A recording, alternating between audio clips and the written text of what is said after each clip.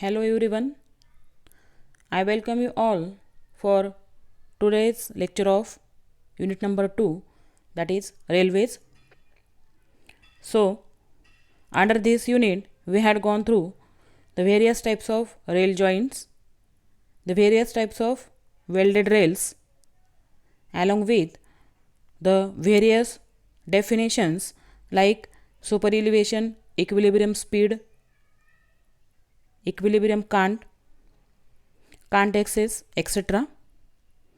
Now we are moving to the next important point of this unit under the heading points, crossings and turnout.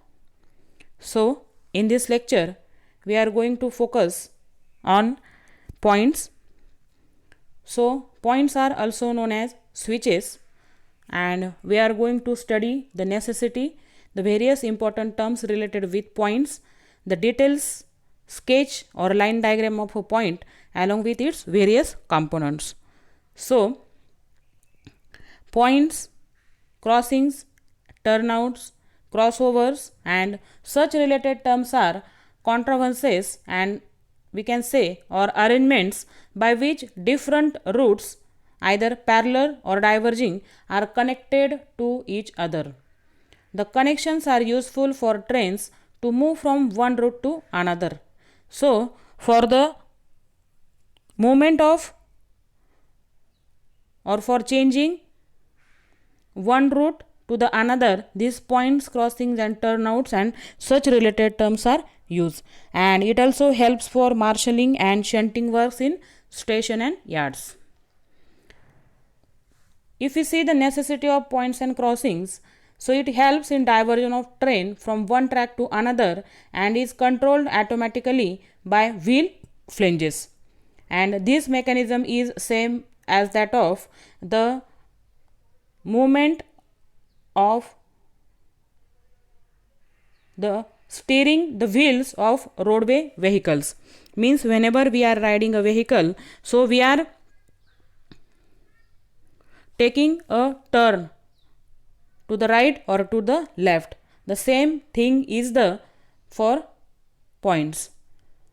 So points and crossings are special arrangements for this diversion, and it provides flexibility of movement by connecting one line to the another. It also helps to impose restrictions over turnouts to retard movement, and the points and crossings are the weak kinks or points in the track and are susceptible to the derailments. Means at these points or at these locations there may be a possibility of the derailment of the railway. So before proceeding to the actual concept of point or switches, all of you first should know the various important terms that are related with the points. So the first is the stock rail, and these stock rails are the main rails of the track to which the tongue rails fit closely against the stock rail. So here figure 1 shows the tongue rail and the stock rail. So here we can see this is a stock rail through which a rail is transferring the load or train is moving. So to this main or stock rail a tongue rail is closely fit. Here we can see this is a tongue rail and which is closely fit to this stock rail here. So the angle made between this stock rail and tongue rail is called as a switch angle, and the difference in height or difference in level is called as a heel divergence, and this is a total length of a tongue rail. So here we can see figure 2 shows the actual track in which we can see this is a tongue rail and this is a stock rail or this is a main rail, and here we can see a gap is provided, so it helps in the diversion of one track from another. And the tongue rail is also called as switch rail and is a tapered movable rail which is made up of high carbon or manganese steel to withstand the wear and tear. At the thicker end of the tongue rail, it is attached to the running rail. So here we can see this is a taper end, and the thickness of this tapered end is goes on increasing, and at some point it is attached to the running rail. So the tapered end of the tongue rail is called the toe. This tapered end is called as the toe, and the thicker end is called as the heel. So here this thicker end is called as the heel of the tongue rail. So these are the two important terms which are related with the points. Now we will move to the points or switches. So basically the points or switches consist of a set of, that is a pair of stalk rail, means there are two stalk rails in points. It also consists of a pair of tongue rail or stalk rail, means two stalk rails are there, and these points or switches are made up of medium manganese steel to withstand the wear, and the tongue rails are machined to a very thin section to obtain a snug fit with the stalk rail. So here we can see figure number 3 shows a undercut switch, in which we can see this is a stalk rail or this is a main rail, and to this main rail a switch rail or a tongue rail is fitted, and this switch rail or tongue rail is fitted very closely to the main rail or stalk rail to obtain a snug fit. Here figure 4 shows a snug fit or a perfect fitting is there with this main rail or stalk rail. So here the diagram or the figure 5 shows the details of a switch. So here we can see this is a stalk rail, a pair of a stalk rail or main rail. This is a stalk rail or main rail, and this is a tongue rail. Here we can see this is a tongue rail which is closely fitted to the main rail. Here we can see this is a tongue rail. So in this figure A and B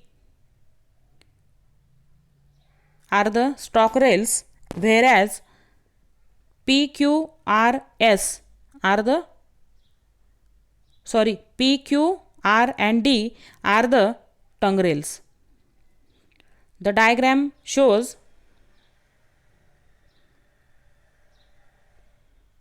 slide chair also. Here we can see the slide chairs are provided below this stalk rail and tongue rail.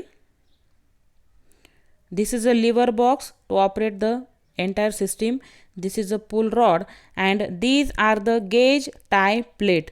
So the name is gauge tie plate.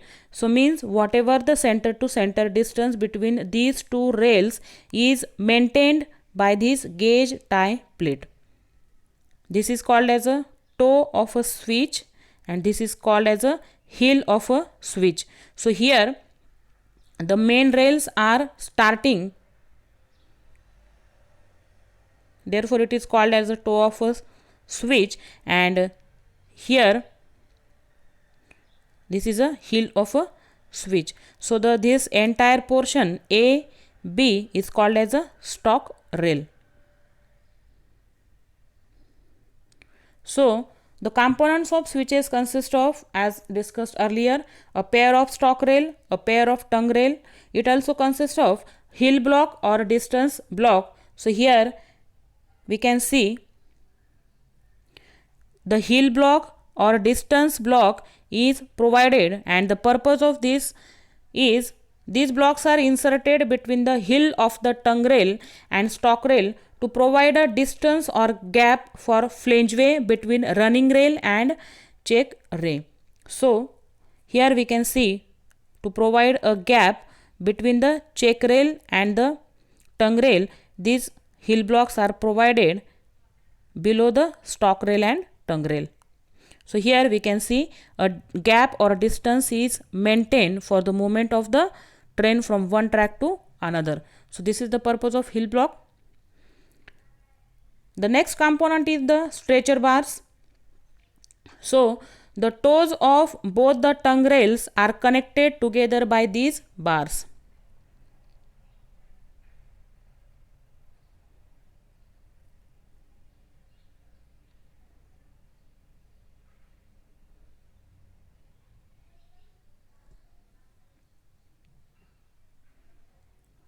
The next is the switch tie plate or gauge tie plate.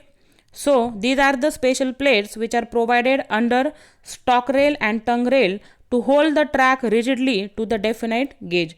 So here we can see the gauge tie plate is provided between this stock rail and tongue rail so that this distance is maintained properly by this gauge tie plate. The next component is the slide chairs or sliding plates. These are the special plates which are provided under the stock rail and tongue rail, and studs or stops are also provided for fixing between the stock and tongue rail to prevent the lateral bending of the rails. So because of the heavy moving train load, there may be a possibility of bending of rails. So this bending of rails can be prevented by the provision of stud blocks or the stops, and are provided in between stock rail and tongue rail. So to identify the switches, that is either it is left hand switch or right hand switch, you must stand at the points looking back towards the V crossing. The switch on the right is the right hand switch and the switch on the left is the left hand switch. So here this is a crossing. Figure 5 shows a crossing. This is called as a V crossing. So to identify the left hand switch and right hand switch, you should stand at this position looking back to this V section.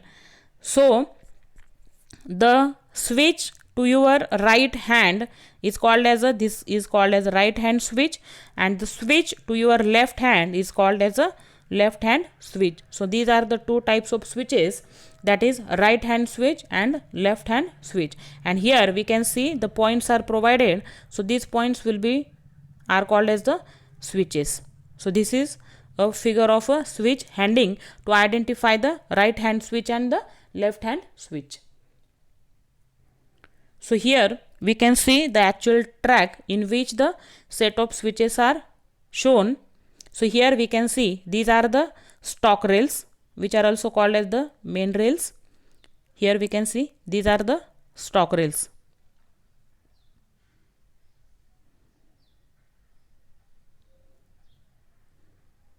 These are the plates which are provided below the tongue rail and stock rail. Here we can see this is a tongue rail and stock rail. So below these plates are provided, and these are the switches. And here we can see a signal interlocking is provided.